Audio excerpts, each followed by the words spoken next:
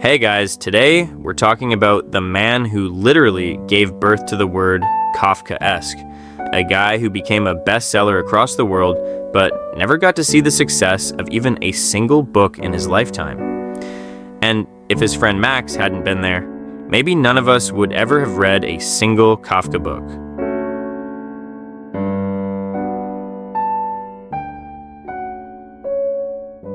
Born into a German-speaking Jewish family in a Czech city. Name, Franz Kafka. Date of birth, 3rd of July, 1883. Prague, Czech Republic. Back then part of the Austro-Hungarian Empire. Childhood was pretty messed up. His father, Hermann Kafka, was extremely strict, aggressive, short-tempered, and dominating. Because of this, Franz could never get close to his dad.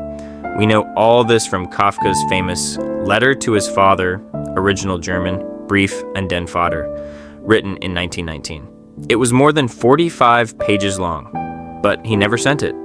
His mother was always busy helping his father in the shop, so an emotional distance grew between Franz and his mom too. He had 3 younger sisters.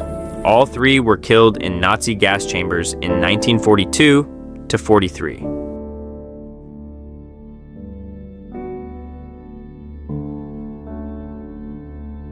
Education and job, 1901 to 1906.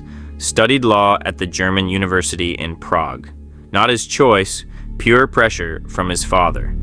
During college, he became friends with Max Brod, the same guy who later saved and published all of Kafka's work. After graduation, he did a few clerkships. Then, in 1908, got a permanent job at the Workers' Accident Insurance Institute for the Kingdom of Bohemia. 9 to 2 job, super comfortable timings. But Kafka hated it. He wrote that the office ruined his day and only the night was left for writing. And even that wasn't enough. Still, he was so good at his job that industrial accidents noticeably dropped in Bohemia. His official reports were so clear and well written that even senior officers praised him. He even designed a practical safety helmet, revolutionary for that time, from 1908 to 1922. 14 years of double life. Day, responsible government employee night.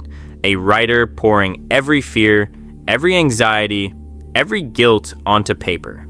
The night writer, 11 p.m. to 6 a.m. That's when Kafka wrote.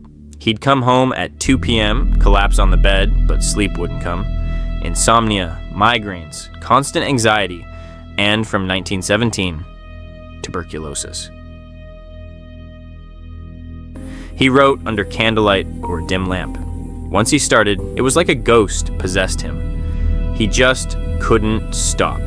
Real examples, 22nd to 23rd September 1912. Wrote The Judgment in one single night without stopping. November 1912. Finished. The Metamorphosis in just 17 days. 1914. Started the trial, wrote 200 plus pages in 6 months, but couldn't finish it. 1915. In the penal colony, 1922, began his last big novel, The Castle. It remained unfinished. He was a brutal perfectionist. If even one sentence felt wrong, he'd tear up the whole chapter. That's why, during his lifetime, only a few thin books were published, and hardly anyone bought them. One day, he told Max Brod, "After I die, burn all my novels. I won't." Burn everything. Diaries, letters, unfinished novels.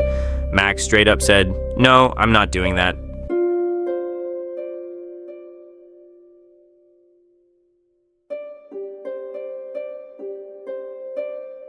Love life.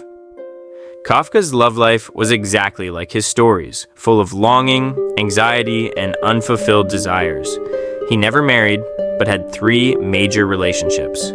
Felice Bauer, 1912 to 1917. After their first meeting, he wrote in his diary, "I am mentally ill. Writing is my only salvation."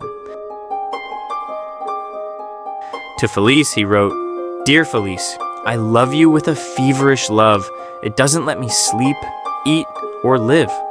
500 plus letters, 2 engagements, 2 breakups. Both times Kafka backed out because of his insecurities. Job, health, father issues. After the final breakup in 1917, he wrote, "I am a caged animal, born in a cage, raised in a cage." Milena Jasenska, 1920 to 1923. A married Czech translator living in Vienna. Their relationship was almost entirely through letters. They met only 3 to 4 times. His letters to Milena are considered some of the most passionate love letters ever written. Love is that you are the knife with which I dig into myself. I am so afraid of your closeness, and at the same time I long for it so much. The affair ended because Milena wouldn't leave her husband and Kafka's TB got worse. Dora Diamant, 1923 to 1924. His last and most peaceful relationship. They lived together in Berlin for almost a year. While living with Dora, he wrote in his diary, "For the first time in years, I almost feel like a human being." To Max Brod, he wrote, "For the first time in my life, I am really happy." The Metamorphosis. Gregor Samsa, a normal traveling salesman, wakes up one morning transformed into a giant cockroach. He just lies in his room all day, can't work obviously. Everyone in the family is disgusted and scared of him, except his sister, at first. One day he hears his sister playing the violin, crawls out. Everyone freaks out, throws things at him, injures him badly. That same night, Gregor dies, alone. Next morning, the family is relieved and happy, plans a fresh new life.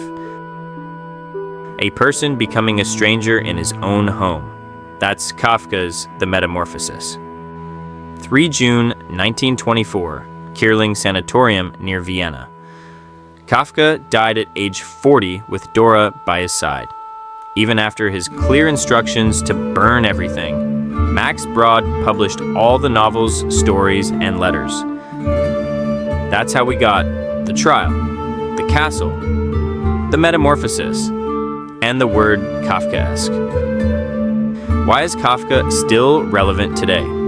Pointless office meetings, 25 rounds of government offices, family saying, "You've changed." Kafka saw all this absurdity 100 years ago. He never really won in his own life, but every time we feel crushed by this absurd world, Kafka wins. If you stayed till the end, thank you from the bottom of my heart. Drop a comment telling me which personality I should cover next, and if you enjoyed this, smash that subscribe button. Thanks for watching.